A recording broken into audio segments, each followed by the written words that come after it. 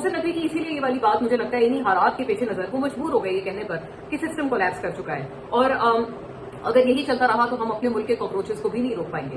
ये बात अच्छी बात है कि उनको रियलाइज हुई है और आपके मुल्क में भी जो कॉकरोचेस हैं जाहिर है चाहे वो बांग्लादेश में हो इंडिया में हो वो लोग देखकर इस चीज को इनकरेज होते हैं और वो ये समझते हैं कि अगर दूसरे मुल्कों में जो यूथ है वो एम्पावर होती है तो वो क्या से क्या नहीं कर सकती। तो फिर हमारे भी तो बहुत सारे मसले हैं, हम क्यों उन मसलों के ऊपर इकट्ठे नहीं हो सकते और निकल नहीं सकते?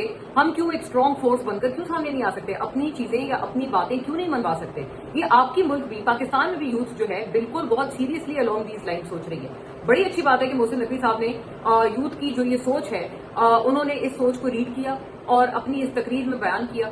आगे होने क्या जा रहा है ये अब बड़ा ट्रिकी है। ज्यादातर सोशल मीडिया पे जो साथीन है वो ये सजेस्ट करते हैं, सोशल मीडिया पे जो तवाना आवाजें हैं वो भी ये सजेस्ट करती हैं कि कुछ ना कुछ जो है सिस्टम में रद्दोबदल होने वाला है। कई लोग ये कह रहे हैं कि अब पार्लियामेंट्री सिस्टम से हटकर हम शायद प्रेसिडेंशियल सिस्टम की तरफ जा रहे हैं। कई लोग ये कहते हैं कि 28वीं तरमीम के बाद अब 28वीं तरमीम 30th अमेंडमेंट 31st अमेंडमेंट बहुत सारी अमेंडमेंट्स होंगी जिसके बाद से कॉन्स्टिट्यूशन का जो चेहरा है वो बिल्कुल बदल दिया जाएगा। अलग अलग तरह की सोच मौजूद है। शहबाज शरीफ गवर्नमेंट के ऊपर तनकीद हुई है, कोई शक नहीं।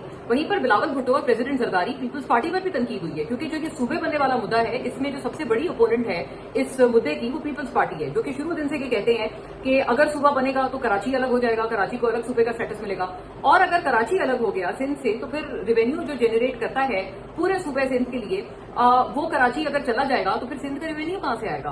जो उनका अपना जो सूबे का अपना रेवेन्यू है वो कहां से जनरेट होगा? ये एक बहुत बड़ी मैटर ऑफ वरी है पीपल्स पार्टी के लिए। इसीलिए ये पीपल्स पार्टी के लिए नो गो एरिया है। वो हमेशा कहते हैं कि सूबे बनने की बात नहीं करनी और मरसू मरसू सिंध ना डेसू। इस नारे का मतलब यही है कि सिंध का बंटवारा हम किसी सूरत बर्दाश्त नहीं करेंगे। क्यों बर्दाश्त नहीं करेंगे? उसकी पिपिटल वजह जो है वो कराची है और अर्बन सिंध है। टू एन एक्सटेंट यही बात जो है वो हैदराबाद पे भी लागू होती है कि वहां पर भी जो जनरेट करता हुआ रेवेन्यू है ऑब्वियसली वो फिर उस सूबे का उसके ऊपर हक होगा अगर ये एक अलग एडमिनिस्ट्रेटिव यूनिट बन जाता है।